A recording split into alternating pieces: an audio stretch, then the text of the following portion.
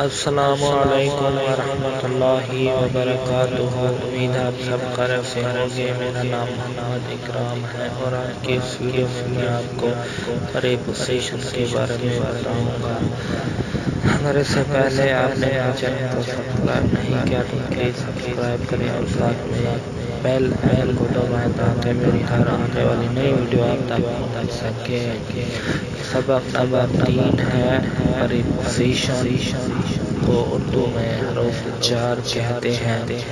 قاعدہ: جو حرف ایک لفظ کا تعلق دوسرے لفظ سے ظاہر کرے اسے اردو میں حرف جار اور انگریزی میں پریپوزیشن کہتے ہیں۔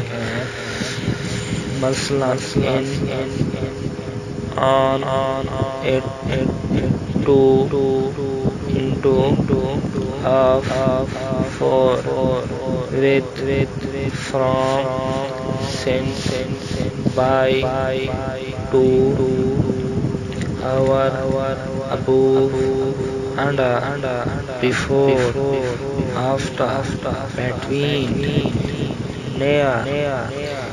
Example in the sentence: in the room کمرے میں، on the table میز پر، with the brother بھائی کے ساتھ، of my room میرے کمرے کی، for his father اس کے باپ کے لیے، after تفریح کے بعد، over the picture تصویر کے اوپر۔ یہ مرکبات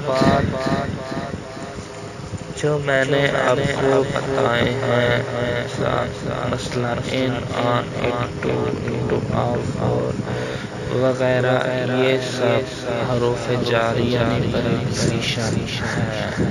امید ہے آپ کو یہ ویڈیو پسند آئے گی